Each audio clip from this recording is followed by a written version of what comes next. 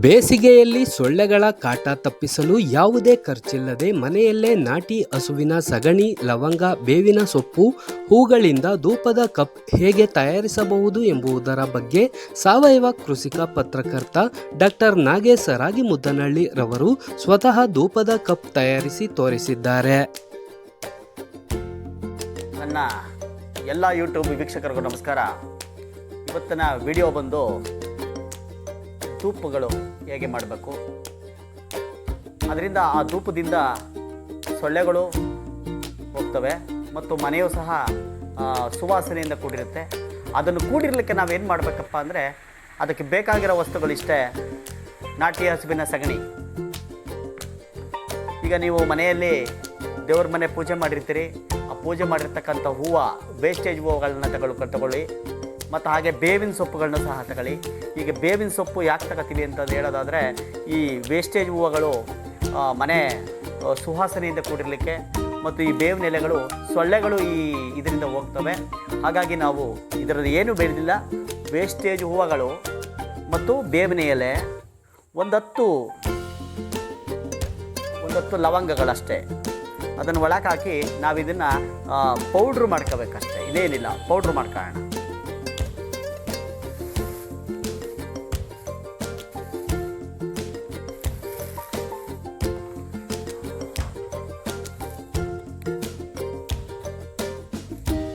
ನೀವೇ ನೋಡ್ತಾ ಇದ್ದೀರಿ. ಈಗ ಇದನ್ನು ಸಣ್ಣದಾಗಿ ಪೌಡ್ರ್ ಮಾಡ್ಕೊಳ್ಳೋಣ.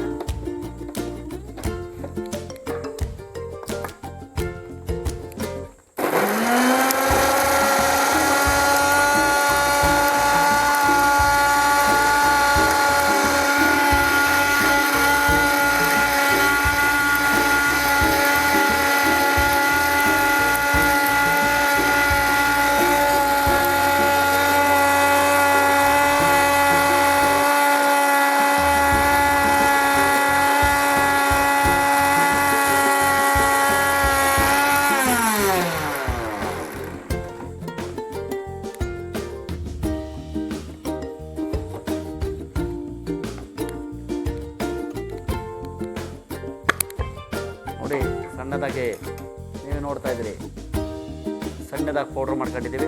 ನೋಡಿ, ಇದು ವಾಸನೆ ಗಮ್ ಅಂತ ಬರುತ್ತೆ ಮತ್ತು ಲವಂಗದ ವಾಸನೆ ಇರೋದ್ರಿಂದ ಈ ಸೊಳ್ಳೆಗಳು, ಈ ಲವಂಗ ಮತ್ತು ಬೇವಿನ ಎಲೆ ಇರೋದ್ರಿಂದ ಈ ಸೊಳ್ಳೆಗಳು ಮತ್ತು ಇದನ್ನು ಹಚ್ಚಿದಾಗ ನಿಮಗೆ ಸೊಳ್ಳೆಗಳು ಓಡೋಗುತ್ತೆ ಮತ್ತು ನಿಮ್ಮ ಮನೆ ಸುವಾಸನೆಯಿಂದ ಕೂಡಿರುತ್ತೆ. ಹಾಗಾಗಿ ಬಂಧುಗಳೇ, ಇದನ್ನು ನೀವು ಈ ಧೂಪಗಳನ್ನ, ಈ ನಾಟಿ ಹಸುವಿನ ಸಗಣಿ ಇನ್ನೇನು ಮಾಡ್ತಿಲ್ಲ, ನೀವು ಖರ್ಚೇ ಮಾಡ್ತಾಯಿಲ್ಲ ಇದಕ್ಕೆ. ಇದನ್ನು ನೀವು ಚೆನ್ನಾಗಿ ಕಲಿಸ್ಕೊಳ್ಳಿ. ಚೆನ್ನಾಗಿ ಕಲಿಸ್ಕೊಂಡು ಇದು ಮಾಡಬೇಕಾಗಿರೋದು ಇಷ್ಟೇ. ಸುಮ್ಮನೆ ನಿಮಗೆ ಎಷ್ಟು ಬೇಕೋ ಅದನ್ನು ನೀವು ಇದನ್ನು ರೌಂಡ್ ಶೇಪಲ್ಲಾದರೂ ಮಾಡ್ಕೋಬೋದು ಅಥವಾ ಬೌಲ್ ಶೇಪಲ್ಲಾದರೂ ಮಾಡ್ಕೋಬೋದು. ಈ ಥರ ಸುಮ್ಮನೆ ಈಗ ನೀವು ಬೌಲ್ ಶೇಪ್ ಮಾಡ್ಕೊಳ್ಳೋದಾದರೆ ಇದೇನಿಲ್ಲ, ಸುಮ್ಮನೆ ಈ ಥರ ಹಾಕ್ಕೊಳ್ಳಿ ಒಂದು ಬೆರಳಲ್ಲಿ,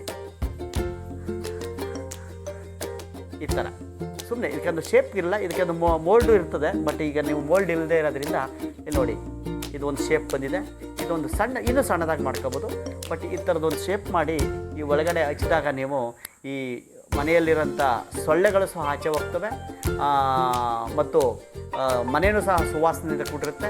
ಹಾಗಾಗಿ ಇದನ್ನು ನೀವು ಮಾಡ್ಕೊಳ್ಳಿ. ಮನೆಯಲ್ಲಿ ತುಂಬ ಖರ್ಚಿಲ್ಲ.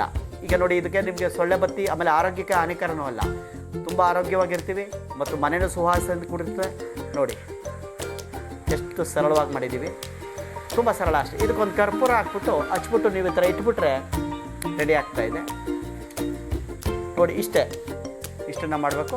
ಇದು ಭಾರಿ ಸರಳ ಆಗಿರೋದ್ರಿಂದ ನೀವೆಲ್ಲರೂ ಇದನ್ನು ಮಾಡ್ತೀರಿ ಅಂತ ಹೇಳ್ತಾ, ನನ್ನ ಯೂಟ್ಯೂಬು ಎಲ್ಲ ಜನಗಳು ನೋಡಬೇಕು ಅನ್ನೋದಾದರೆ ನಾನು ಯೂಟ್ಯೂಬ್ನ ಸಬ್ಸ್ಕ್ರೈಬ್ ಮಾಡಿ, ಲೈಕ್ ಮಾಡಿ, ಶೇರ್ ಮಾಡಿ.